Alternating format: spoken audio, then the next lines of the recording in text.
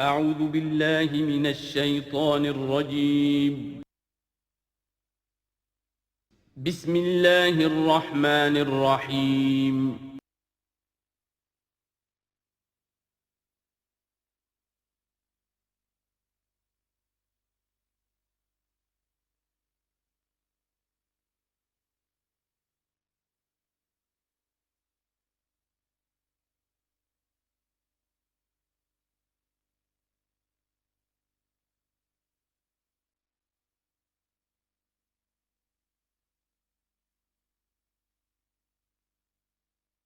نحمده ونصلي على رسوله الكريم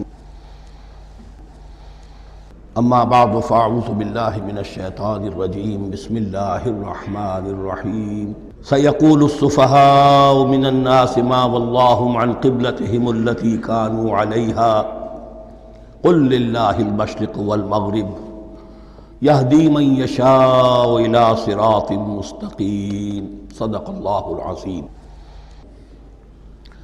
اب یہ تحویل قبلہ کا مضمون براہ راست آ رہا ہے۔ اس کے لیے تمہیدی 2 رکوع ہم پڑھ چکے ہیں۔ حضرت ابراہیم کا تذکرہ جو معمار ہیں بیت اللہ کے، ابو الانبیاء ہیں، امام الناس ہیں، انہی کی ایک نسل بنی اسرائیل ہے، انہی کی ایک نسل بنی اسماعیل ہے۔ ان کا دین کیا تھا، اس کی بنیاد کیا تھی، انہوں نے اور خود ان کے پوتے حضرت یعقوب نے اپنی اولاد کو کس بات کی وصیت کی تھی، اب وہ اولاد مختلف پگڈنڈیوں پر چل کر کہاں کہاں پہنچ چکی ہے، یہ سارا پس منظر ہے اصل میں اس تحویل قبلہ کے لیے۔ اور تحویل قبلہ پر اب پورے 2 رکوع آ رہے ہیں۔ اس سے بسا اوقات یہ خیال پیدا ہوتا ہے، میرے ذہن میں بھی کبھی ہوتا تھا کہ یہ ایسی بڑی بات کیا تھی جس کے لیے قرآن مجید نے اتنے شد و مد کے ساتھ اور اس قدر تفصیل کے ساتھ بلکہ تکرار کے ساتھ بات کی۔ تو اصل میں اس کو یوں سمجھیے کہ ایک خاص مذہبی ذہنیت ہوتی ہے، اور وہ مذہبی ذہنیت یہ ہوتی ہے کہ اعمال کے ظاہر پر ان کی توجہ زیادہ مرکوز ہو جاتی ہے، اعمال کی جو روح ہے زیادہ اس کی طرف توجہ نہیں ہوتی۔ عوام الناس کا معاملہ یہی ہو جاتا ہے، ظواہر پر، رسومات پر، جو ظاہری شکلیں ہیں ان کی اہمیت، جو اصل دین ہے، روح دین ہے، جو مقاصد دین ہیں، ان کی طرف توجہ نہیں ہوتی۔ نتیجہ یہ ہوتا ہے کہ ظاہر میں ذرا سا فرق انہیں بہت محسوس ہوتا ہے، ذرا سا فرق ہو گیا، کسی نے رفع یدین کر لیا، قیامت آ گئی، معلوم ہوا یہ کوئی اور ہی آ گیا ہماری مسجد میں، یہ کون ہے، کسی نے آمین ذرا اونچا کہہ دیا، پھر قیامت آ گئی۔ یہ ساری چیزیں جو یہ خاص ایک ذہنیت ہوتی ہے۔ اس ذہنیت کے پس منظر میں یہ مسئلہ چھوٹا نہیں تھا۔ ایک تو یہ کہ جو قبائلی اور قومی پس منظر تھا اس کے حوالے سے سمجھیے، مکے میں جو لوگ ایمان لائے، ظاہر بات ہے ان سب کو عقیدت تھی خانہ کعبہ کے ساتھ، خود حضور کو تھی۔ آپ روتے ہوئے نکلے ہیں اور آپ نے یہ فرمایا تھا کہ اے کعبہ مجھے تجھ سے بڑی محبت ہے، لیکن تیرے یہاں کے رہنے والے مجھے یہاں رہنے نہیں دیتے۔ پھر یہ کہ وہ جو عقیدت اور محبت تھی وہ تمام اور مسلمانوں کے دلوں میں بھی تھی۔ مدینے میں آ کر آپ نے رخ بدل دیا۔ جب تک مکے میں تھے معلوم ہوتا ہے کہ حضور جب کھڑے ہوتے تھے نماز کے لیے تو آپ اس طرح کھڑے ہوتے تھے کہ بیک وقت استقبال قبلتین ہو جاتا تھا، یعنی جو جنوبی دیوار ہے ایک طرف وہ کونا ہے جس میں حجر اسود ہے، اور دوسری طرف وہ یمانی ہے، رکن یمانی جو یمن کی طرف ہے، جنوب کی طرف ہے۔ ادھر کوئی شخص کھڑا ہوگا اور وہیں پر انہی کے درمیان جو ہے جب طواف کیا جاتا ہے تو دعا مانگی جاتی ہے، ربنا آتنا فی الدنیا حسنۃ وفی الآخرۃ حسنۃ وقنا عذاب النار۔ باقی پورے طواف میں آپ جو چاہیں دعا مانگے، لیکن یہاں یہ دعا ہے خاص۔ اب اگر کوئی شخص ادھر کھڑا ہو کر نماز پڑھ رہا ہے تو کعبہ تو سامنے ہے ہی، ٹھیک سیدھ میں یروشلم بھی ہے۔ استقبال القبلتین، ایک ہی وقت میں 2 قبلوں کی طرف رخ ہو گیا۔ مدینہ میں آ کر معاملہ بدل گیا، مدینہ درمیان میں ہے، مکہ مکرمہ اس کے جنوب میں ہے اور یروشلم اس کے شمال میں ہے۔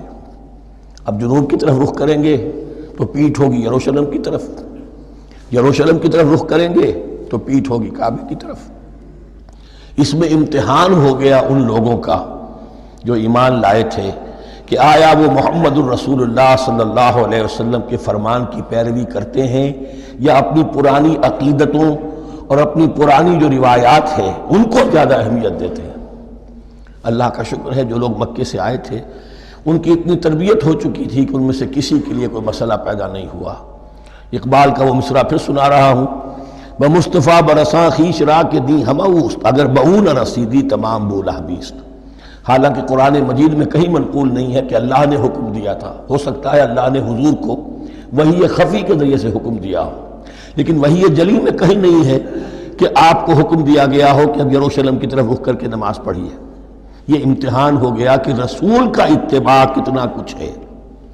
اب جب یہ حکم آیا اب امتحان ہو گیا جو مدینے میں رہنے والے جو ایمان لائے تھے ان کا، اس لیے کہ یہاں یہودی بھی تھے، بعض ان میں سے ایمان لائے، عبداللہ ابن سلام رضی اللہ تعالیٰ عنہ تھے، ان کو علماء میں سے تھے، لیکن جو اور دوسرے لوگ تھے وہ بھی زیر اثر تھے یہود کے علماء کے، ان کے دل میں بھی یروشلم کی عظمت تھی۔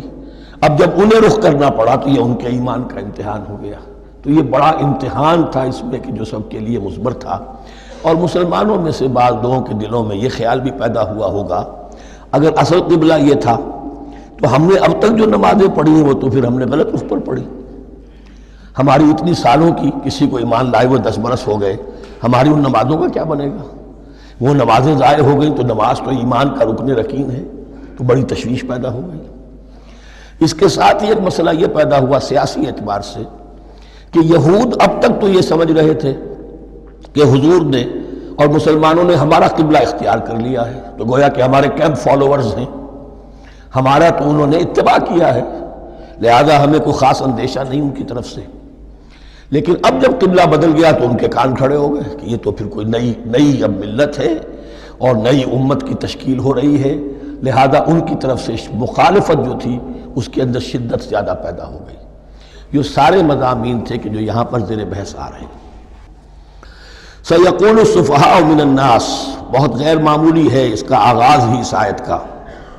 ان قریب کہیں گے لوگوں میں سے احمق اور بے وقوف لوگ، ما وَاللَّهُ مَنْ قِبْلَتِهِمُ الَّتِي كَانُوا عَلَيْهَا، کس چیز نے پھیر دیا انہیں اس قبلے سے کہ جس پر یہ تھے، یعنی یہ 16 مہینے نماز پڑھی ہے بیت المقدس کی طرف رخ کر کے یروشلم کی طرف، اب کس چیز نے پھیر دیا انہیں؟ قُلْ لِلَّهِ الْمَشْرِقُ وَالْمَغْرِبُ، دیکھیے وہی الفاظ جو 14ویں رکوع میں آئے تھے جو تمہید بن رہے تھے، کہہ دیجئے کہ اللہ ہی کے لیے ہے مشرق اور مغرب۔ گویا کہ شمال اور جنوب، مشرق و مغرب، شمال و جنوب، محاورے میں مشرق و مغرب زیادہ استعمال ہوتا ہے، سب اللہ کے ہیں، اللہ کسی سمت میں محدود نہیں ہے۔ یہدی من یشاء الی صراط مستقیم، وہ جس کو چاہتا ہے سیدھے راستے کی طرف ہدایت دے دیتا ہے۔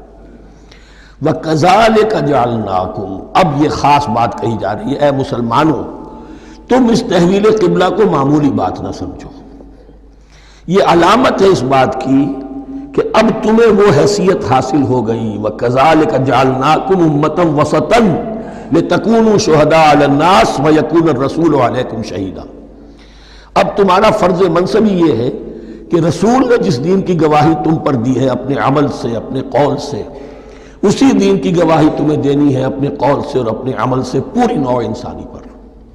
اب تم لنک بن گئے ہو، اب تک نبوت کا سلسلہ جاری تھا، ایک نبی کی تعلیم ختم ہوئی، بگڑ گئی، تحریف ہو گئی، غائب ہو گئی، دوسرا نبی آ گیا، پھر کچھ تیسرا آ گیا، چلے آ رہے، لہذا ہر دور کے اندر اب وہ جو معاملہ تھا تسلسل کے ساتھ چل رہا تھا، اب یہاں نبوت ختم ہو رہی ہے محمد الرسول اللہ صلی اللہ علیہ وسلم پر، تو نوع انسانی تو ختم نہیں ہو رہی، ابھی قیامت تو نہیں آئی ہے، اب آگے لوگوں کو تبلیغ کرنا، ان تک دین پہنچانا، ان پر حجت قائم کرنا، ان کا احقاق حق اور ابطال باطل کا فریضہ سر انجام دینا، یہ کون کرے گا؟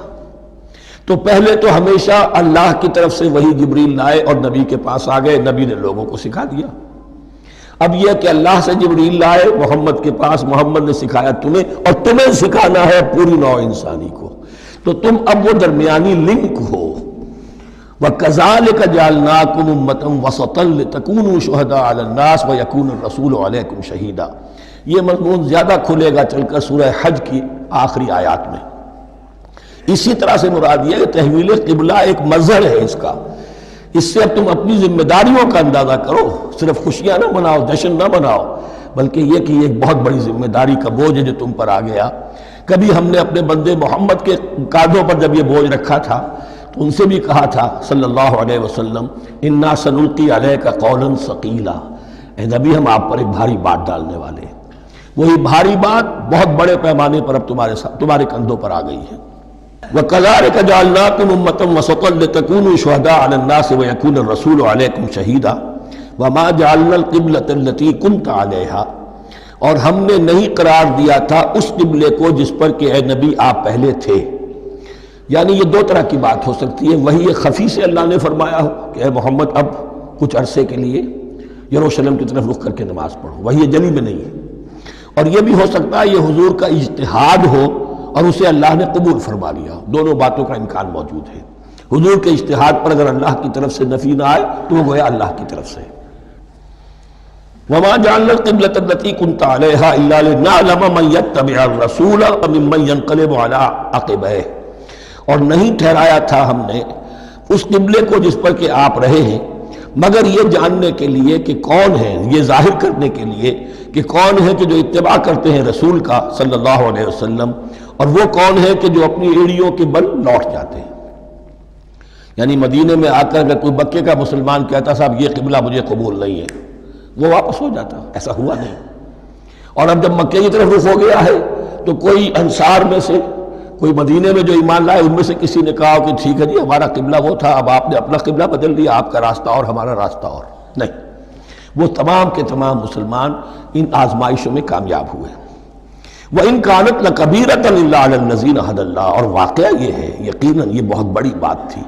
اس طرح قبلے کے اندر تبدیلی قبول کر لینا آسان بات نہیں ہوتی، بڑا حساس مسئلہ ہوتا ہے، مگر ان کے لیے کہ جن کو اللہ نے ہدایت دی۔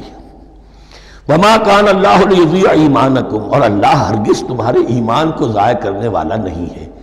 ایمان سے یہاں مراد نماز جو ہے الصلاۃ عماد الدین، وہ جو تشویش ہو گئی تھی کہ ہماری ان نمازوں کا کیا بنے گا جو ہم نے 16 مہینے پڑھی ہیں بیت المقدس کی طرف رخ کر کے۔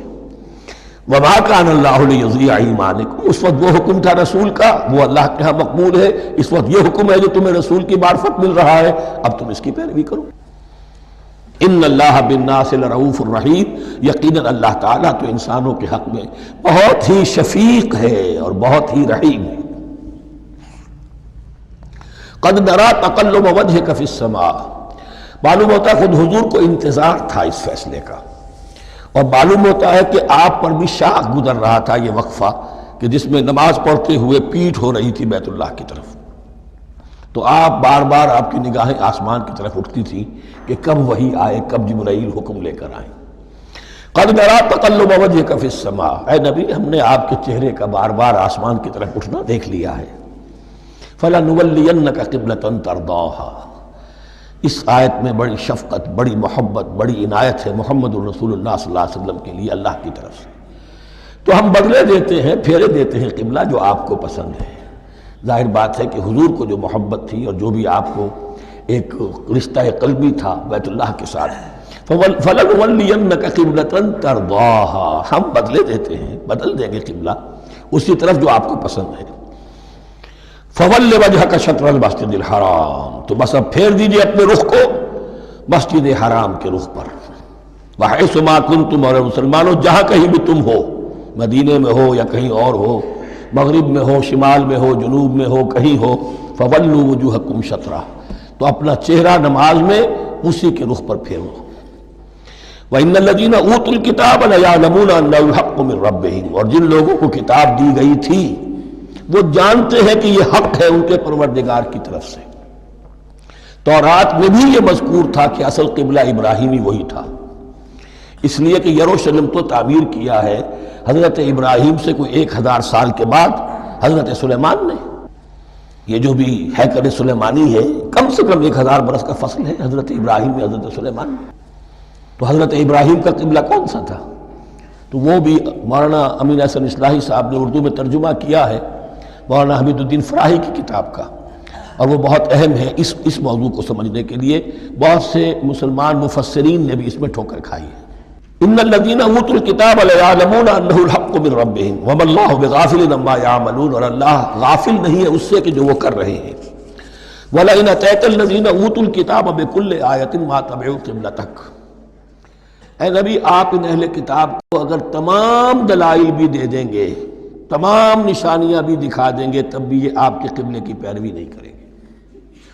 وَمَا أَنْتَ بِتَابِعٍ قِبْلَتَهُمْ، اور نہ ہی اب آپ پیروی کرنے والے ہیں ان کے قبلے کی، یہ تو لکم دینکم ولی دین والا معاملہ ہو گیا۔ وَمَا بَعْضُهُمْ بِتَابِعٍ قِبْلَةَ بَعْضٍ، حد یہ ہے کہ یہ خود جو ہے آپس میں ایک دوسرے کے قبلے کی پیروی نہیں کرتے۔ یعنی نصارہ اور یہود اگرچہ یروشلم سب کا قبلہ ہے، لیکن عین یروشلم میں جا کر جو یہودی ہیں وہ مغربی گوشے کو اختیار کرتے تھے، مغرب کی طرف رخ کرتے تھے ہیکل سلیمانی میں، اور جو نصارہ ہے وہ مشرق کی طرف، اس لیے کہ حضرت مریم سلام علیہا نے جو اعتکاف کیا تھا مکانا شرقیہ، وہ جو مکان تھا ان کا جہاں اعتکاف تھا، جہاں فرشتہ ان کے پاس آیا ہے، وہ ہیکل کے کسی شرقی گوشے میں تھا، تو انہوں نے عیسائیوں نے اسی کو اپنا شرقی گوشے کو قبلہ بنا لیا۔ وَلَئِنِ اتَّبَعْتَ أَهْوَاءَهُمْ، اور اے نبی اگر بالفرض آپ نے ان کی خواہشات کی پیروی کی، من بعد ما جاءك من العلم، اس کے بعد کہ آپ کے پاس العلم صحیح علم آ چکا ہے، إِنَّكَ إِذًا لَمِنَ الظَّالِمِينَ، تو آپ بھی پھر ظلم کرنے والوں میں سے ہو جائیں گے، معاذ اللہ۔ الذین آتیناہم الکتاب یعرفونہ کما یعرفون ابناءہم، جن لوگوں کو ہم نے کتاب دی یعنی تورات اور انجیل کے جو صحیح ماننے والے ہیں، یہ نکتہ یہاں نوٹ کر لیجئے، تورات اور انجیل کے ماننے والوں میں سے غلط کاروں کے لیے مجہول کا صیغہ آتا ہے، اوت الکتابہ، جنہیں کتاب دی گئی تھی، اور جو ان میں سے ٹھیک تھے صحیح رخ پر تھے ان کے لیے معروف کا صیغہ ہوتا ہے جنہیں کتاب ہم نے دی تھی۔ یہ انداز جو ہے معروف اور مجہول کا، یہ آپ دیکھیں گے کہ فرق ہوگا، جہاں ان کی کسی غلط بات کا تذکرہ ہوگا الذین اوتوا الکتاب، اور جہاں اچھی بات کا تو وہاں یہ کہ جو آتیناہم الکتاب، الذین آتیناہم الکتاب یعرفونہ کما یعرفون ابناءہم، وہ ایسے ہی پہچانتے ہیں اس کو۔ ہو کی ضمیر قبلے کی طرف بھی ہے، اور ہو کی ضمیر محمد الرسول اللہ کی طرف بھی ہے، ہو کی ضمیر قرآن کی طرف بھی ہے، ایسے پہچانتے ہیں جیسے اپنے بیٹوں کو۔ وَإِنَّ فَرِيقًا مِّنْهُمْ، اور یقیناً ان میں سے ایک گروہ وہ ہے لَيَكْتُمُونَ الْحَقَّ وَهُمْ يَعْلَمُونَ، جو جانتے بوجھتے حق کو چھپاتے ہیں۔ الحق من ربک، یہ حق ہے آپ کے رب کی طرف سے، فلا تکونن من الممترین، تو آپ ہرگز نہ بنے شک کرنے والوں میں۔ یہ حضور سے خطاب ہو رہا ہے، اور حضور کی وساطت سے اصل میں ہر مسلمان سے خطاب ہو رہا ہے، یہ بات ان سے کہی جا رہی ہے کہ اس میں کوئی شک اپنے پاس مت آنے دو، یہ تو حق ہے تمہارے پروردگار کی طرف سے۔ وَلِكُلٍّ وِجْهَةٌ هُوَ مُوَلِّيهَا، ہر ایک کے لیے ہم نے ایک رخ معین کر دیا جس کی طرف کہ وہ رخ کرتا ہے۔ فَاسْتَبِقُوا الْخَيْرَاتِ، تو مسلمانوں تمہارے لیے ایک رخ تو ہم نے معین کر دیا بیت اللہ کا، ایک باطنی رخ کیا ہے؟ نیکیوں میں ایک دوسرے سے آگے بڑھنے کی کوشش کرو۔ ایک ہے ظاہر، نماز کا ظاہر ہے، آپ نے قبلے کی طرف رخ کر لیا ہے، آپ نے وضو کیا ہے، ایک نماز کا باطن ہے، خشوع ہے، خضوع ہے، حضور قلب حاصل ہے، رقت ہے، معلوم ہے کس کے سامنے حاضری ہے۔ اسی طریقے سے قبلہ ایک تو یہ ہے جو کہ کعبہ ہے، بیت اللہ ہے، ایک یہ فاستبقوا الخیرات، تم ہر نیکی کے اندر ایک دوسرے سے آگے بڑھنے کی کوشش کرو۔ اینما تکونوا یأتی بکم اللہ جمیعا، جہاں کہیں بھی ہوگے اللہ تم سب کو لے آئے گا، جمع کر دے گا۔ ان اللہ علی کل شیء قدیر، یقیناً اللہ تعالی ہر چیز پر قادر ہے۔ ومن حیث خرجت فول وجهک شطر المسجد الحرام، اور جدھر سے بھی آپ کا نکلنا ہو، کہیں سفر کریں، کہیں بھی جائیں، تو آپ اپنا رخ پھیر دیجئے مسجد حرام کی طرف۔ وَإِنَّهُ لَلْحَقُّ مِن رَبِّكَ، اور یہ یقیناً حق ہے آپ کے رب کی طرف سے۔ وَمَا اللَّهُ بِغَافِلٍ عَمَّا تَعْمَلُونَ، اور اللہ غافل نہیں اس سے کہ جو تم کر رہے ہو۔ یہاں بظاہر جو ہے کلام حضور سے ہے، اصل میں مسلمانوں سے خطاب ہے بواسطہ محمد صلی اللہ علیہ وسلم۔ وَمِنْ حَيْثُ خَرَجْتَ فَوَلِّ وَجْهَكَ شَطْرَ الْمَسْجِدِ الْحَرَامِ وَحَيْثُ مَا كُنْتُمْ فَوَلُّوا وُجُوهَكُمْ شَطْرَهُ، اور دیکھو جہاں بھی تم نکلو اپنا رخ کرو مسجد حرام کی طرف۔ امریکہ میں جاؤ تب بھی رخ ہوگا مسجد حرام کی طرف، روس میں جاؤ رخ تمہارا ہوگا مسجد حرام کی طرف۔ وَحَيْثُ مَا كُنْتُمْ، اور اے مسلمانوں جہاں کہیں بھی تم ہو، فَوَلُّوا وُجُوهَكُمْ شَطْرَهُ، تو اپنے چہروں کو پھیر دو اسی کے رخ پر۔ لِأَلَّا يَكُونَ لِلنَّاسِ عَلَيْكُمْ حُجَّةٌ، تاکہ نہ رہے لوگوں کے پاس تمہارے خلاف کوئی دلیل۔ اب اس بات کو سمجھ لیجئے کہ چونکہ تورات میں لکھا ہوا تھا کہ نبی آخر الزمان کا قبلہ کعبہ ہوگا، اگر حضور یہ قبلہ اختیار نہ کرتے تو علماء یہود حجت قائم کرتے مسلمانوں پر کہ دیکھو تورات میں تو یہ لکھا ہے اور انہوں نے وہ اختیار نہیں کیا. تو یہ گویا کہ ان کے اوپر اتمام حجت بھی ہو رہا ہے اور قطع عذر بھی ہو رہا ہے، ان کی حجت کی جڑ بھی کٹ رہی ہے. الا الذین ظلموا منہم، سوائے ان میں سے ان کے جو ظالم ہیں، اعتراض کرنے کے لیے لاکھ انہوں نے پھر بھی ہیلے بہانے بنائی لینے ہیں. فلا تخشوہم، تو اے مسلمانوں ان سے نہ ڈرو، واخشونی، مجھ سے ڈرو.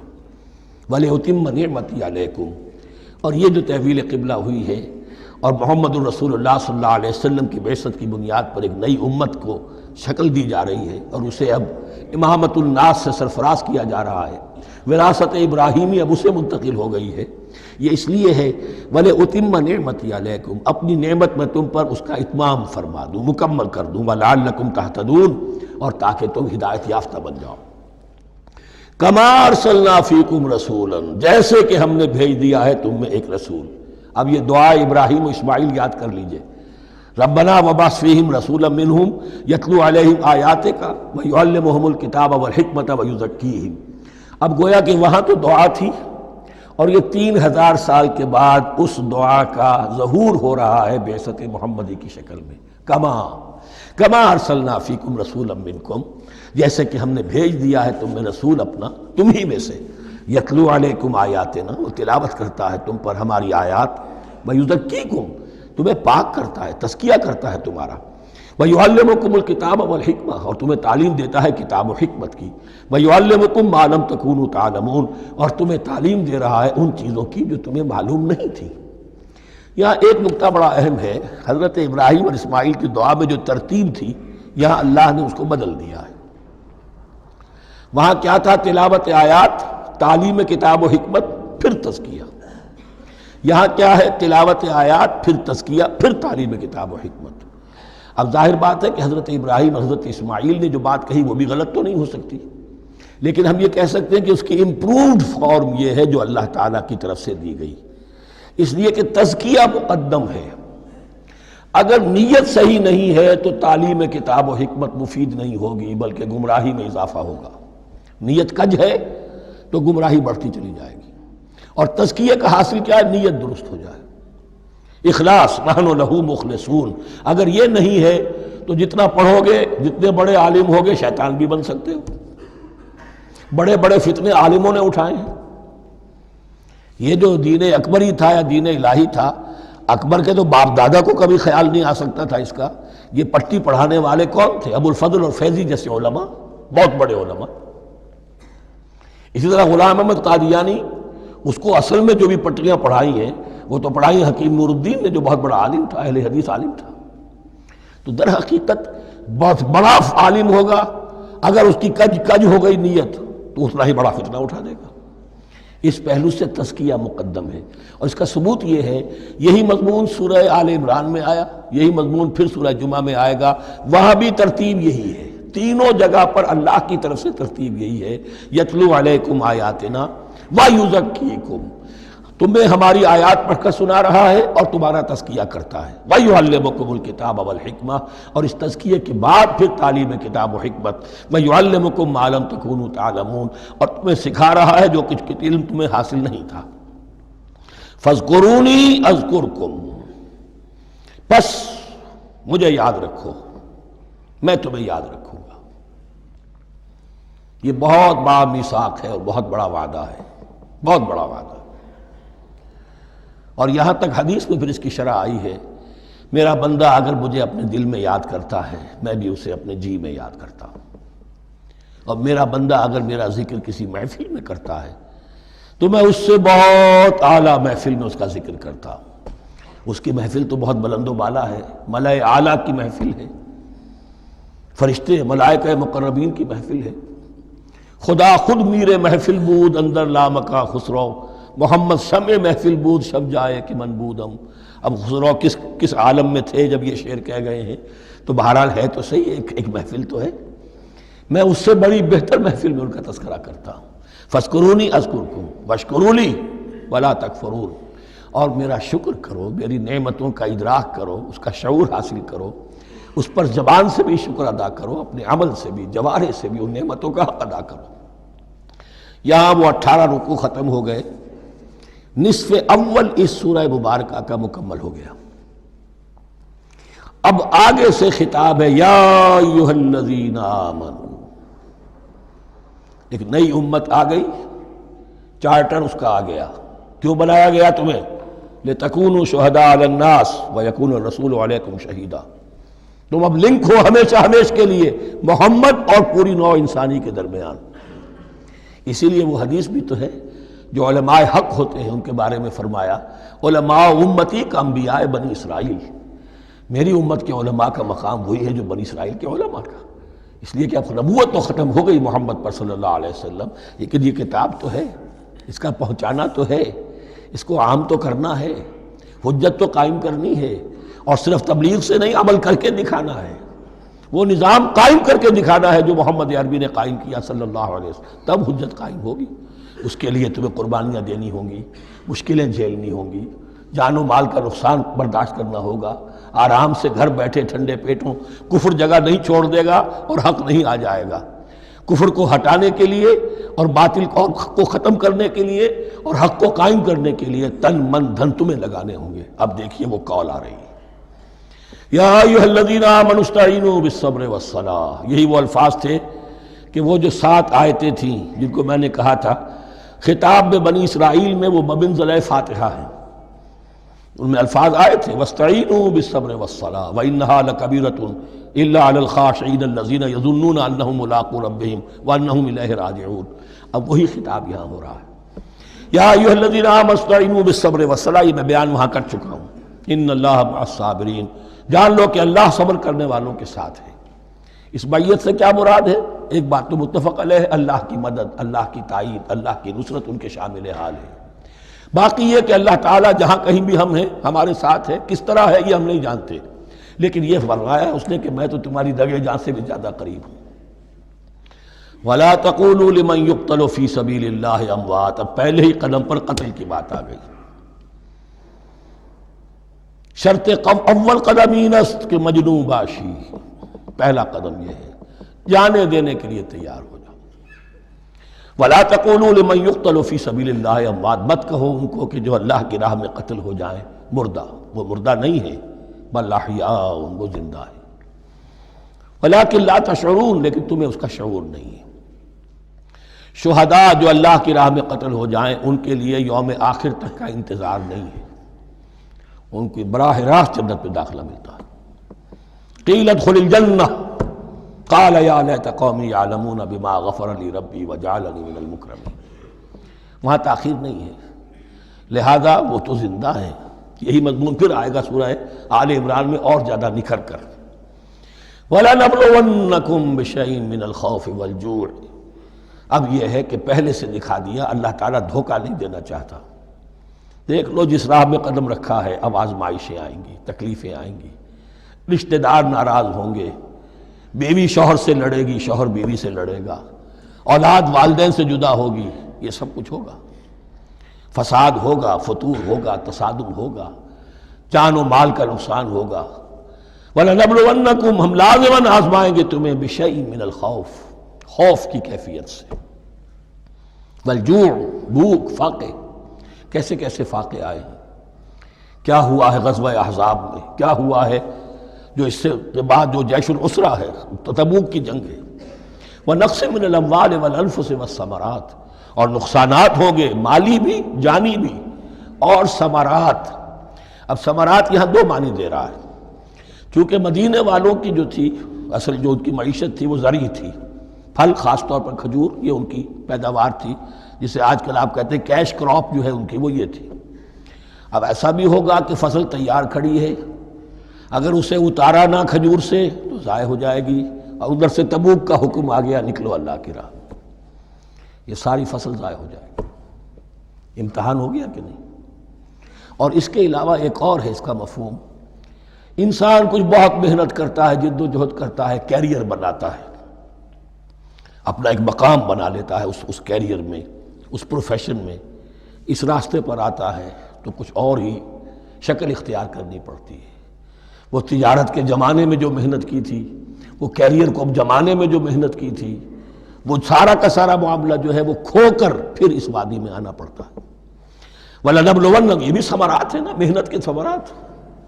وَلَنَبْلُوَنَّكُمْ بِشَيْءٍ مِّنَ الْخَوْفِ وَالْجُوعِ وَنَقْصٍ مِّنَ الْأَمْوَالِ وَالْأَنفُسِ وَالثَّمَرَاتِ وَبَشِّرِ الصَّابِرِينَ، اور اے نبی بشارت دیجئے صابروں کو، صبر کرنے والوں کو۔ یہ کون ہے؟ الذین اذا اصابتہم مصیبۃ، وہ لوگ کہ جن کو جب بھی کوئی مصیبت آئے قالوا انا للہ وانا الیہ راجعون، وہ کہتے ہیں ہم اللہ ہی کے تو ہیں، اللہ ہی کی طرف ہمیں لوٹ جانا ہے، کل بھی جانا تھا، آج چلے جائیں، حاضر ہیں، جتنی جلدی بلا لیں۔ نشان مرد مومن باتوں گویم جو مرگ آیا تبسم مر لبے اوست، مرد مومن کی تو نشانی یہی ہے کہ جب موت آئے تو مسرت کے ساتھ اس کے چہرے پر، اس کے ہونٹوں پر مسکراہٹ ہو۔ یہ ایمان، جو میں نے کہا تھا لٹمس ٹیسٹ یہ ہے کہ بندہ مومن اس دنیا میں زیادہ رہنے کی خواہش نہیں کر سکتا۔ لائف از اے لائبلٹی، جو لمحہ آ رہا ہے اس کا حساب دینا ہوگا، تو جتنی عمر بڑھ رہی ہے حساب بڑھ رہا ہے۔ It's not an asset, it's a liability. اور الدنیا سجن المومن و جنت الکافر، یہ تو مومن کے لیے ایک قید خانہ ہے، ہاں کافروں کی جنت ہے۔ وَبَشِّرِ الصَّابِرِينَ الَّذِينَ إِذَا أَصَابَتْهُمْ مُصِيبَةٌ قَالُوا إِنَّا لِلَّهِ وَإِنَّا إِلَيْهِ رَاجِعُونَ أُولَٰئِكَ عَلَيْهِمْ صَلَوَاتٌ مِّن رَّبِّهِمْ وَرَحْمَةٌ، یہ ہیں وہ لوگ کہ جن پر ہر وقت اللہ کی عنایتوں کا نزول ہوتا رہتا ہے اور رحمت کی بارش ہوتی رہتی ہے۔ وَأُولَٰئِكَ هُمُ الْمُهْتَدُونَ، اور یہی لوگ ہیں ہدایت یافتہ، جنہوں نے واقعتاً ہدایت کو اختیار کیا ہے۔ اور جو ایسے مرحلے پر ٹھٹک کر کھڑے رہ جائیں، پیچھے رہ جائیں، پیچھے بیٹھ جائیں، پیٹھ موڑ لیں، وہ گویا کہ ختم ہوا ان کا معاملہ۔ اب چونکہ اس معاملے میں بحث ہو گئی تھی خانہ کعبہ کی بھی، پھر اسی میں مقام ابراہیم کی بات آ گئی تھی، تو کچھ ذہنوں میں سوال پیدا ہوا کہ یہ جو حج کے مناسک میں صفا اور مروہ جو ہے، یہ بھی تو آخر اسی کا تو ان کی کیا حقیقت ہے، کوئی حقیقت ہے یا نہیں؟ فرمایا ان الصفا والمروہ من شعائر اللہ، یہ بھی اللہ کے شاعر میں سے ہے۔ شاعر کسے کہتے ہیں؟ وہ چیز جو شعور بخشے، تو وہ چیزیں کہ جن کے ساتھ اولو العزم پیغمبروں یا اولو العزم انسانوں، اولو العزم اولیاء اللہ کے کچھ حالات و واقعات کا کوئی ذہنی سلسلہ قائم ہوتا ہو، وہ گویا کہ شعور دلانے والے ہوتے ہیں، یاد دلانے والے ہوتے ہیں، اللہ تعالیٰ کی طرف ذہن کو لے جانے والے ہوتے ہیں، اس اعتبار سے شاعر۔ ان الصفا والمروہ من شعائر اللہ فمن حج البیت او اعتمر فلا جناح علیہ ان یطوف بہما، تو جو کوئی بھی ہمارے گھر کا حج کرے، بیت اللہ کا حج کرے یا عمرہ کرے، اعتمر، فلا جناح علیہ، تو کوئی حرج نہیں ہے اس پر، ان یطوف بہما، کہ ان دونوں کا بھی طواف کرے، وہ جو 7 چکر لگائے جاتے ہیں، ان الصفا والمروہ۔ ومن تطوع خیرا، جو شخص جان بوجھ کر بھلا کام کرتا ہے، فإن اللہ شاکر علیم، تو جان لو اللہ بڑا قدردان ہے۔ اب شکر انسان کرتا ہے تو اس کے معنی کیا ہوں گے؟ احسان مند ہونا۔ وہی شکر اللہ کرتا ہے شکور، اس کے کیا معنی ہوں گے؟ قدردانی، میرے بندے نے یہ کام کیا، میرے بندے نے میرے لیے یہ محنت کی، یہ قربانی دی۔ ان اللہ شاکر علیم، اور جانتا ہے، چاہے کسی اور کو پتہ نہ چلے، اسے تو معلوم ہے۔ اگر تم نے اللہ کی رضا جوئی کے لیے کسی کو کوئی مالی مدد دی ہے اس حال میں کہ جو کچھ داہنے ہاتھ نے دیا ہے بائیں کو بھی خبر نہیں ہونے دی، خدا یہ کہ کسی اور انسان کے سامنے اس کا تذکرہ ہو، تو اب یہ جو ہے اللہ کے تو علم میں ہے۔ اگر تو اللہ سے اجر و ثواب چاہتے ہو تو اس کا ڈنڈورا پیٹنے کی کوئی ضرورت نہیں، اور اگر تم نے لوگوں کو دکھانے کے لیے کیا تھا تو وہ تو شرک ہو گیا، لائبلٹی ہو گئی۔ ان الذین یکتمون ما انزلنا من البینات، اب یہاں پھر کچھ آخری یوں سمجھیے کہ یہ اب جس کو کہتے ہیں موپنگ اپ آپریشن، بات مضمون تو پورا ختم ہو گیا لیکن کچھ نہیں صحیح چیزیں ابھی ہیں سابقہ امت مسلمہ کے بارے میں کہنے کی، وہ مزید ایڈ کی جا رہی ہیں۔ ان الذین یکتمون ما انزلنا من البینات والہدی من بعد ما بیناہ للناس فی الکتاب اولئک یلعنهم اللہ یلعنهم اللاعنون، یقیناً وہ لوگ جو چھپاتے ہیں اس شے کو جو ہم نے نازل کی ہے بینات میں سے اور ہدایت میں سے، اس کے بعد کہ ہم نے ان کو واضح کر دیا ہے لوگوں کے لیے کتاب میں، وہ لوگ ہیں کہ جن پر لعنت کرتا ہے اللہ، اور لعنت کرنے والے ہیں، کرتے ہیں تمام لعنت کرنے والے۔ یعنی علم ایک بہت بڑی جو ہے امانت ہے، اس علم کا چھپانا، کتمان حق، ہم آیت پڑھ آئے ہیں وَمَنْ أَظْلَمُ مِمَّنْ يَكْتُمُ شَهَادَةً عِنْدَهُ مِنَ اللَّهِ، اگر اللہ کی طرف سے کوئی گواہی کسی کے پاس اور وہ اسے چھپا لے تو اس سے بڑا ظالم کون ہوگا؟ اب انہی کی وضاحت ہو رہی ہے، کیسی کیسی کھلی شہادتیں تورات اور انجیل میں تھیں اور ان کو یہ چھپائے پھر رہے۔ ان الذين يكتمون ما انزلنا من البينات والهدى من بعد ما بيناه للناس في الكتاب اولئك يلعنهم الله ويلعنهم اللاعنون الا الذين تابوا واصلحوا وبينوا، سوائے ان کے کہ جو توبہ کرے، رجوع کرے اور اپنی اصلاح کر لے اور اب واضح کرے وہ شے کہ جو انہوں نے چھپائی ہوئی تھی اسے ظاہر کرے۔ فاولئک اتوب علیہم، تو ان کی توبہ میں قبول کروں گا اور ان کی طرف میں نگاہ التفات میں اپنی پھر ان کی طرف متوجہ کر دوں گا۔ وَأَنَا التَّوَّابُ الرَّحِيمُ، اور میں تو ہوں ہی توبہ کا قبول کرنے والا اور رحم فرمانے والا۔ إِنَّ الَّذِينَ كَفَرُوا وَمَاتُوا وَهُمْ كُفَّارٌ، یقیناً جن لوگوں نے کفر کیا اور وہ مرے اسی حال میں کہ کفر پر قائم تھے، أُولَٰئِكَ عَلَيْهِمْ لَعْنَةُ اللَّهِ وَالْمَلَائِكَةِ وَالنَّاسِ أَجْمَعِينَ، ان پر تو لعنت ہے اللہ کی بھی اور فرشتوں کی بھی اور تمام انسانوں کی بھی۔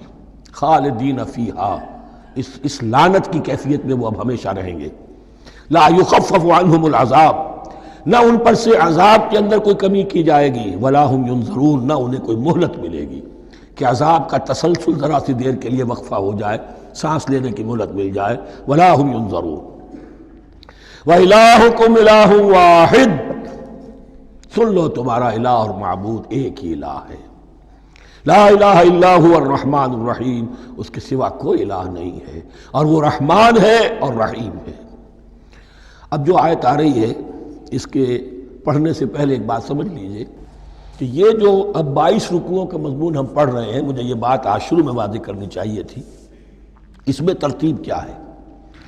میں پہلے عرض کر چکا ہوں کہ پہلے 18 رکوعوں کی تقسیم ورٹیکل کی ہے ہم نے، 18 کو 4 رکوع ادھر، 10 درمیان میں، پھر 4 ادھر۔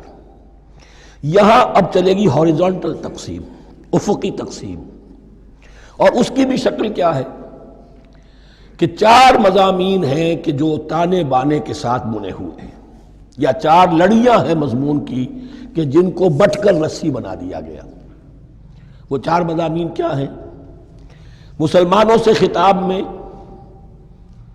ان کے لیے عبادات اور احکام اور شرائع، یہ واجب ہے، یہ کرنا ہے، یہ حلال ہے، یہ حرام ہے، نماز فرض ہے، روزہ فرض ہے، وغیرہ وغیرہ۔ اور 2 لڑیاں جہاد، جہاد بالمال، جہاد بالنفس۔ جہاد بالنفس کی آخری انتہا قتال ہے، جہاں انسان نقد جان ہاتھ پر رکھ کر، ہتھیلی پر رکھ کر میدان میں حاضر ہو جاتا ہے۔ جو جنگ میں گیا اس نے اپنے آپ کو موت کے لیے پیش کر دیا، بچ کر آ جائے تو بونس ہے۔ اس اعتبار سے یہ 4 جڑیں۔ شریعت کو 2 حصوں میں تقسیم کیجئے، عبادات اور پھر بقیہ احکام شریعت، معاملات، جن میں خاص طور پر شوہر اور بیوی کا تعلق جو ہے وہ سب سے اہم ہے۔ لہذا اس صورت میں آپ دیکھیں گے تفصیلی احکام آئیں گے آئلی قوانین کے ضمن میں۔ دوسری طرف جہاد بالمال یعنی انفاق، اللہ کی راہ میں خرچ کرنا، اور جہاد بالنفس جس کی آخری منزل قتال۔ اب یہ 4 لڑیاں اس طرح سے ہیں، فرض کیجئے ایک لال لڑی ہے، ایک پیلی ہے، ایک نیلی ہے، ایک ہری ہے، ان کو بٹ دیا گیا ہے۔ جب ایک طرف سے دیکھیں گے تو کٹا پھٹا نظر آئے گا، رنگ لال نظر آیا، پھر پیلا نظر آیا، پھر نیلا نظر آیا، پھر ہرا، پھر لال، پھر نیلا، پھر پیلا، پھر ہرا۔ تو ایسا معلوم ہوگا جیسے کٹے پھٹے ہیں مضامین۔ لڑیاں کھول دیجئے، معلوم ہوگا ایک لڑی وہ بھی بڑی مسلسل ہے، جہاد بالمال کی، ایک لڑی ہے جہاد بالنفس یعنی قتال کی، ایک لڑی ہے جو عبادات کی، ایک لڑی ہے معاملات کی اور شریعت کے احکام کی۔ یہ 4 لڑیاں، اور یہ تانے بانے کی طرح بنی ہوئی ہیں، لیکن اسی بنتی میں بہت بڑے حسین پھول موجود ہیں۔ طویل آیات اور طویل آیات، عظیم ترین آیات قرآن مجید کی، ان میں سے اب ایک آیت یہاں آ رہی ہے۔ اس کو میں نے عنوان دیا ہے آیت الآیات۔ ان فی خلق السماوات والارض واختلاف اللیل والنہار والفلک التي تجری فی البحر بما ينفع الناس وما انزل الله من السماء من ماء فاحیا به الارض بعد موتها وبث فيها من كل دابة وتصريف الرياح والسحاب المسخر بين السماء والارض لآيات لقوم يعقلون۔ اتنے فینومینا آف نیچر کسی ایک آیت میں جمع نہیں ہے قرآن۔ اللہ تعالیٰ تمام فینومینا آف نیچر کو اپنی آیتیں قرار دیتا ہے، آسمان اور زمین کی تخلیق، رات اور دن کا الٹ پھیر مختلف جگہوں پر، اور یہ جو ستارے ہیں اور یہ جو بھی نباتات ہیں زمین کی، ان میں سے آیتیں ہی آیت۔ لیکن ان آیت الآیات کو جس طرح یہاں ایک آیت میں سمویا ہے، یہ حکمت کا ایک بہت بڑا پھول ہے، بہت بڑا پھول جو ان چار لڑیوں کی بنتی کے اندر آ گیا ہے۔ یقیناً آسمان اور زمین کی تخلیق میں اور رات اور دن کے الٹ پھیر میں اور اس جہاز میں یا کشتی میں جو چلتی ہیں سمندر میں یا دریاؤں میں، وہ سامان لے کر جو لوگوں کو نفع دیتا ہے، بما ينفع الناس وما انزل اللہ من السماء من ماء، اور اس پانی میں کہ جو اللہ نے اتارا ہے آسمان سے، فاحیا به الارض بعد موتها، اور پھر اس سے وہ زندہ کر دیتا ہے زمین کو اس کے مردہ ہو جانے کے بعد۔ بے آب و گیا زمین پڑی تھی، بارش ہوئی ہے، اسی میں سے روئیدگی آ گئی ہے۔ وَبَثَّ فِيهَا مِن كُلِّ دَابَّةٍ، اور یہ تمام حیوانات اور چرند اور پرند جو اس کے اندر پھیلا دیے گئے ہیں۔ وَتَصْرِيفِ الرِّيَاحِ، اور یہ ہواؤں کا چلنا جو ہے، کبھی پروا چل رہی ہے، کبھی پچھمی چل رہی ہے، کبھی مشرق سے آ رہی ہے، کبھی مغرب سے آ رہی ہے، تصریف الرياح ہے۔ وَالسَّحَابِ الْمُسَخَّرِ بَيْنَ السَّمَاءِ وَالْأَرْضِ، اور ان بادلوں میں کہ جو معلق کر دیے گئے آسمان اور زمین کے درمیان۔ لَآيَاتٍ لِقَوْمٍ يَعْقِلُونَ، ان سب میں آیات ہیں، نشانیاں ہیں ان لوگوں کے لیے جو عقل سے کام لیں۔ ان کو دیکھو اور ان کے خالق کو، مدبر کو پہچانو۔ آیات ہیں، اور ان کے آیات کے پہچاننے کا جو عملی نتیجہ نکلنا چاہیے، اور جس کو عام طور پر لوگ نہیں پہنچ پاتے جس تک، اب اگلی آیت میں اس کا تذکرہ ہے۔ نتیجہ تو نکلنا یہ چاہیے کہ پھر محبوب اللہ ہی ہو، شکر اسی کا ہو، اطاعت اسی کی ہو، عبادت اسی کی ہو۔ جب سورج میں کچھ نہیں، یہ تو اللہ نے اس کو بنایا ہے، یہ حرارت جو ہے اللہ نے دی ہے، چاند میں کچھ نہیں، ہوائیں چلانے والا کوئی وہی تو ہے، تو اب کسی شے کے لیے کوئی شکر نہیں، کسی شے کے لیے کوئی عبادت نہیں، کوئی ڈنڈوت نہیں، کوئی سجدہ نہیں، بلکہ صرف اللہ کے لیے، اور وہی مطلوب و مقصود بن جائے، وہی محبوب ہو۔ لا محبوب الا اللہ، لا مقصود الا اللہ، لا مطلوب الا اللہ۔ جن لوگوں کی یہاں تک رسائی نہیں ہو جاتی، وہ لوگ کسی اور شے کو اپنا محبوب و مطلوب بنا کر اس کی پرستی شروع کر دیتے ہیں۔ خدا تک نہیں پہنچے، اپنے نفسی کو معبود بنا لیا، جو یہ کہے کر رہے، معبود تو ہو گیا۔ ارأیت من اتخذ الہہ ہواہ، اپنے قوم کو معبود بنا لیا، قوم کی برتری کے لیے اور قوم کی سربلندی کے لیے جانے بھی دے رہے، وطن کو معبود بنا لیا۔ اس حقیقت کو علامہ اقبال نے سمجھا ہے، اس دور کا سب سے بڑا بت وطن ہے۔ اس دور میں میں اور ہے، جام اور ہے، جم اور، ساقی نے بنا کی روش لطف و ستم اور، تہذیب کے آزر نے ترشوائے صنم اور، مسلم نے بھی تعمیر کیا اپنا حرم اور، ان تازہ خداؤں میں بڑا سب سے وطن ہے، جو پیرہن اس کا ہے وہ مذہب کا کفن ہے۔ نیشنلزم، ٹیریٹوریل، وطنی قومیت، وطن کی جے، یہ معبود بنائے بیٹھے۔ تو اب یہاں سنیے، وَمِنَ النَّاسِ، اور لوگوں میں سے کچھ ایسے بھی ہیں، مَن يَتَّخِذُ مِن دُونِ اللَّهِ أَندَادًا، جو اللہ کو چھوڑ کر کچھ اور چیزوں کو اس کا مد مقابل بنا دیتے ہیں۔ وطن کو بنا لیا، قوم کو بنا لیا، ہیومنزم، انسانیت، نوع انسانی، ہم اس کے خدمتگار ہیں، ہم اس کی بہتری کے لیے کام کر رہے ہیں، یہ بھی ایک معبود بن گیا۔ اور سب سے گھٹیا انسان وہ ہے کہ اپنے ہی حسن کا دیوانہ بنا پھرتا ہوں، اپنا ہی نفس ہے، اسی کے گر چکر لگا رہا ہے، وہی حریم ہے اس کا، وہی حرم ہے اس کا، اور وہ طواف کر رہا ہے اپنے نفس کا، تو وہ بھی تو اس کا ایک معبود ہے۔ لوگوں میں سے وہ بھی ہیں کہ جو اللہ کو چھوڑ کر کسی اور چیز کو اس کا مد مقابل بنا دیتے ہیں۔ یحبونہم کحب اللہ، اور ان سے محبت کرنے لگتے ہیں جیسی کہ اللہ سے کرنی چاہیے۔ یہ فلسفہ ہے اصل میں، ہندی میں اسے آدرش کہتے ہیں، عربی میں نصب العین، انگلش میں آئیڈیل۔ ہر باشعور انسان کسی شے کو اپنا آئیڈیل بناتا ہے اور اس سے پھر محبت کرتا ہے، اس کے لیے جیتا ہے، اس کے لیے مرتا ہے، قربانیاں دیتا ہے، ایثار کرتا ہے، قوم کے لیے قربانی، وطن کے لیے قربانی، فلاح کے لیے قربانی، خود اپنی ذات کے لیے قربانی۔ یحبونہ کحب اللہ، یہ سارے کام تو اللہ کے لیے کرنے کے تھے۔ جیو اللہ کے لیے، مرو اللہ کے لیے، محبت اس سے کرو۔ ان صلاتی و نسکی و محیای و مماتی للہ رب العالمین۔ تم نے اپنی یہ ساری نسبتیں کسی اور شے کے ساتھ وابستہ کر دی، تم نے اللہ کا مد مقابل تراش لیا۔ می تراشت فکر ما ہر دم خدا بندے دیگر، رست از یک بند تا افتاد در بندے دیگر۔ انسان معبود تراشتا رہتا ہے اپنے ذہن سے، اور ان کے لیے محبت کرتا ہے، جانیں دیتا ہے، قربانیاں دیتا ہے۔ وَمِنَ النَّاسِ مَن يَتَّخِذُ مِن دُونِ اللَّهِ أَندَادًا يُحِبُّونَهُمْ كَحُبِّ اللَّهِ، یہ مضمون بھی سورہ حج میں زیادہ واضح ہوگا۔ وَالَّذِينَ آمَنُوا أَشَدُّ حُبًّا لِلَّهِ، پھر یہ لٹمس ٹیسٹ کا لفظ میری زبان پر آ رہا ہے، اور جو لوگ واقعتاً صاحب ایمان ہوتے ہیں ان کی شدید ترین محبت ہوتی ہے اللہ کے ساتھ۔ اگر یہ نہیں ہے، اگر یہ نہیں تو بابا پھر سب کہانیاں ہیں۔ کوئی شے اللہ سے زیادہ محبوب ہو گئی وہ تمہاری معبود ہے، تم نے اللہ کو چھوڑ دیا، چاہے وہ دولت ہی ہے، تائس عبد الدینار و عبد الدرہم، ہلاک و برباد ہو جائے درہم و دینار کا بندہ۔ نام عبد الرحمن ہے، حقیقت میں عبد الدینار ہے۔ دینار آنا چاہیے، حرام سے آئے، حلال سے آئے، جائز سے آئے، ناجائز سے آئے، تو معبود اللہ نہیں ہے، معبود دینار ہے۔ ہندو نے یہ کیا کہ لکشمی دیوی کی ایک مورتی بنا کر پوجنا شروع کر دیا۔ یہ لکشمی دیوی اگر ذرا مہربان ہو جائے گی دولت آ جائے گی۔ ہم نے کہا ہٹاؤ اس درمیان کے لنک کو، سیدھے ہی دولت کو کیوں نہ پوجو، پیٹرو ڈالر کو پوجو، ڈالر کو پوجو، ترک وطن کرو، ماں باپ کو چھوڑو یہاں سے سکتا ہوا کہ مر رہے ہیں اور کوئی ان کا بیٹا اور ان کی بیٹی ان کے پاس نہیں، کس لیے؟ ڈالر۔ کون معبود ہوا؟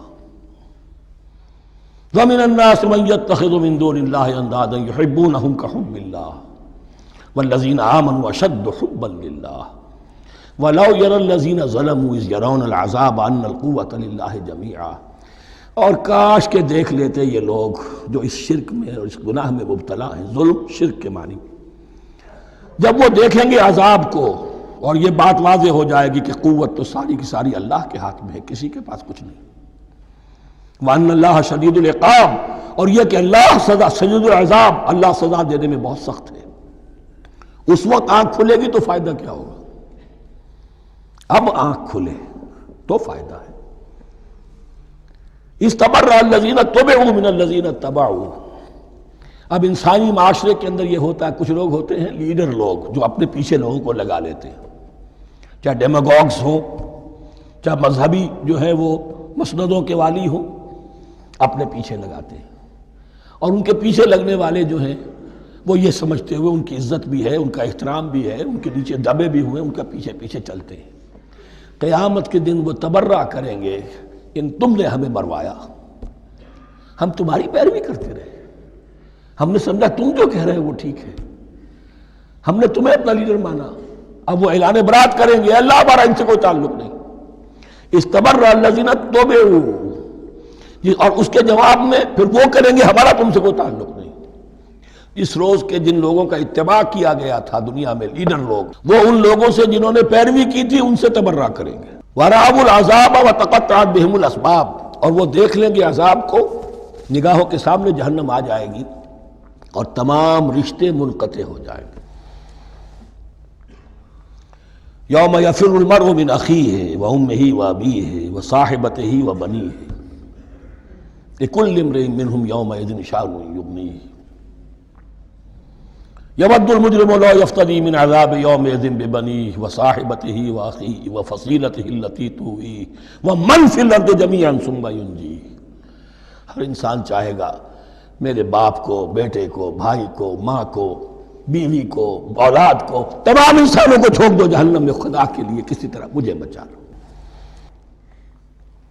تقطعت بہم الاسباب، سارے رشتے منقطع ہو جائیں گے، جن رشتوں کی وجہ سے حرام کو حلال اور حلال کو حرام کر رہے ہو، جن کی دلجوئی کے لیے حرام کی کمائی کرتے ہو، جن کی دلجوئی کے لیے دین کے راستے سے آگے نہیں بڑھ رہے ہو، دین کے راستے میں بیوی ناراض نہ ہو جائے، گھر والے ناراض نہ ہو جائیں. بتقطعت بہم الاسباب، یہ سارے رشتے یہیں تک کے لیے ختم ہو جائیں. وقال الذین اتبعوا، اور جو ان کے پیروکار تھے وہ کہیں گے لو ان لنا کرۃ، اگر کہیں ہمیں دنیا میں لوٹنا نصیب ہو جائے، فنتبرأ منہم کما تبرؤوا منا، تو ہم بھی ان سے اسی طرح برات کریں گے جیسے آج یہ ہم سے برات کر رہے ہیں. کذالک یریہم اللہ اعمالہم حسرات علیہم، اس طرح اللہ ان کو دکھائے گا ان کے اعمال حسرتیں بن جائیں گے.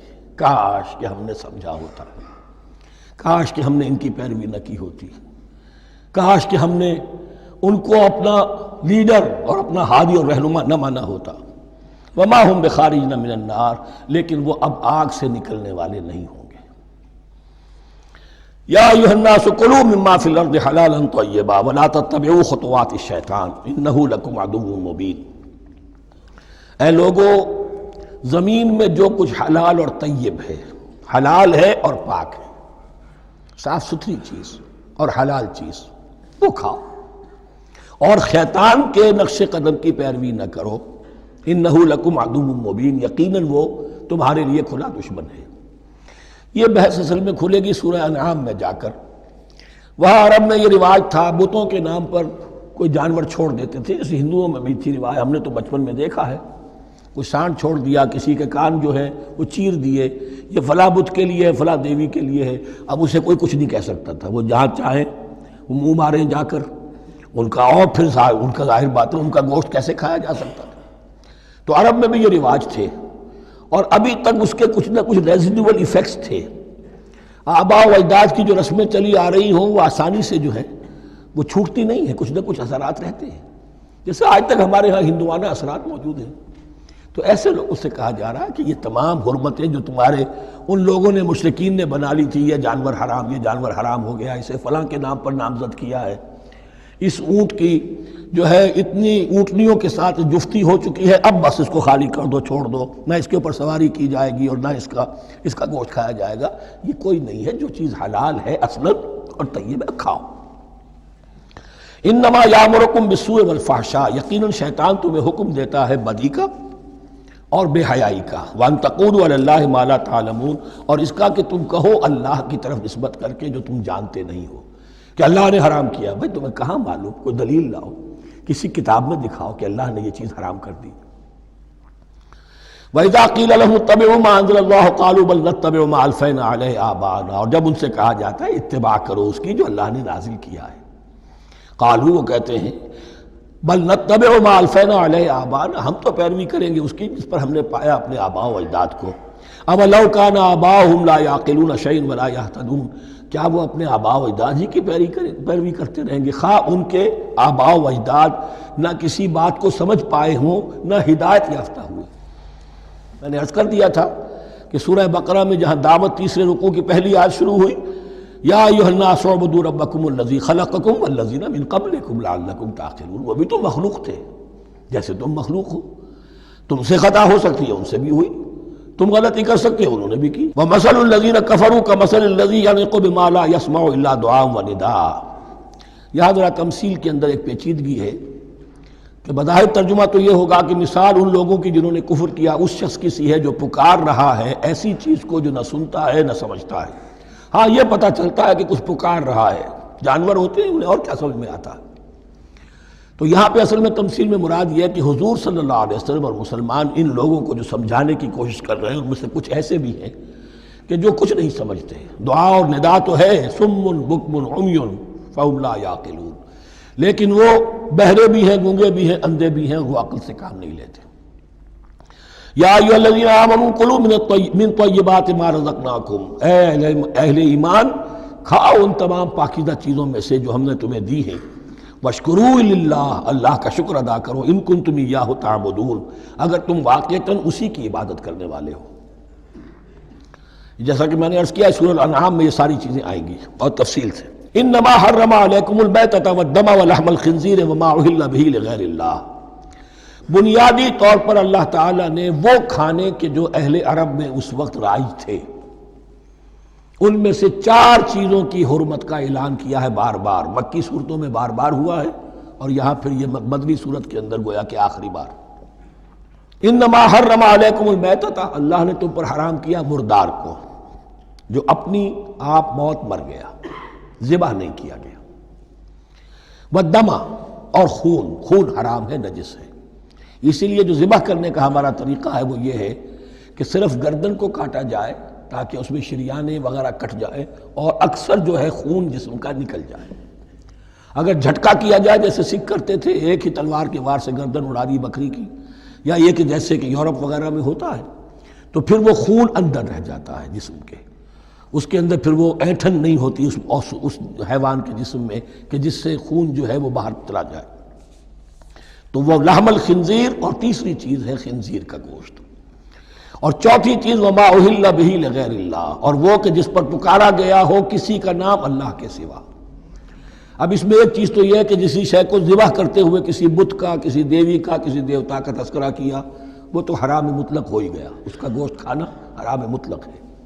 لیکن اسی کے تابع یہ ہوگا کسی بزرگ کا قرب حاصل کرنے کے لیے اس کے مزار پر لے جا کر وہاں ذبح کیا جا رہا ہے، پوچھیں گے تو ہم تو اللہ کے لیے ذبح کر رہے ہیں، تو اللہ کے لیے تو اپنے گھر میں بھی کر سکتے تھے ذبح، یہاں کیوں لائے ہو؟ اس کو تم نے کسی اعتبار سے اس صاحب قبر کا جو ہے اس کا تقرب حاصل کرنے کا ذریعہ بنایا۔ یہ چیزیں بھی اسی کی تابع ہو جائیں گی۔ اللہ کے لیے کرنا تو ہر جگہ کر سکتے ہو، ہم تو صرف ایصال ثواب کے لیے کر رہے ہیں، تو اپنے گھر میں بیٹھ کر کرو گے تو کیا ایصال ثواب نہیں ہو جائے گا؟ ٹھیک ہے اللہ، ہم یہ خرچ کر رہے ہیں، ہم نے یہ جانور ذبح کیا ہے تیرے لیے، اس کا ثواب جو ہے فلاں کو پہنچا دے۔ یہ ہے 4 چیزیں بنیادی طور پر۔ فمن اضطر غیر باغ ولا عاد، ان میں بھی ایک رعایت ہے، اگر کوئی مضطر ہو گیا ہے، مجبور ہو گیا ہے، جان نکل رہی ہے اور کوئی شے کھانے کو نہیں، لیکن 2 شرطیں پوری ہو، غیر باغ ولا عاد، وہ اس حرام کی طرف رغبت نہ رکھتا ہو، اور نہ جو ناگزیر حد ہے جان بچانے کی اس سے آگے بڑھے۔ صرف جان بچانے کے لیے مردار کا گوشت بھی کھا سکتا ہے، سور کا گوشت بھی کھا سکتا ہے، جو بھی چاہے، جان بچانے کے لیے یہ رخصت ہے، لیکن اس شے کی طرف کوئی رغبت اور میلان طبیعت میں نہ ہو۔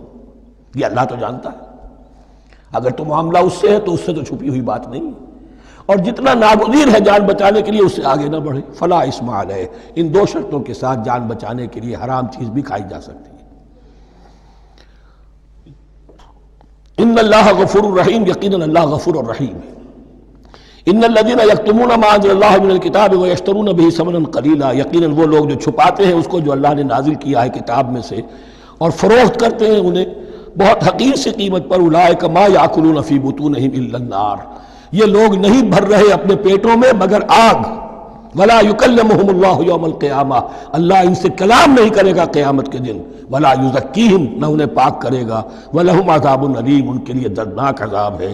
اولئک الذین اشتروا الضلالۃ بالہدی، یہ ہیں وہ لوگ کہ جنہوں نے ہدایت دے کر ضلالت خرید لی ہے، والعذاب بالمغفرہ، اور مغفرت اللہ کی اپنے ہاتھ سے دے کر عذاب خرید لیا ہے۔ فما اصبرہم علی النار، تو کتنا ہے ان کا حوصلہ آگ کے لیے، بڑے صابر ہیں اس جہنم کی آگ کے لیے، کس طرح تیاری کر رہے ہیں۔ ذالک بان اللہ نزل الکتاب بالحق، یہ اس لیے کہ اللہ نے تو کتاب نازل کی حق کے ساتھ۔ وان الذین اختلفوا فی الکتاب لفی شقاق بعید، اور یقیناً جن لوگوں نے کتاب اور شریعت میں پھر یہ پگڈنڈیاں نکالی، اختلاف کی، وہ بڑی ہی دشمنی میں اور بڑی ہی شقاوت کے اندر مبتلا ہو گئے۔ بارک اللہ لی ولکم فی القرآن العظیم ونفعنی وإیاکم بالآیات والذکر الحکیم۔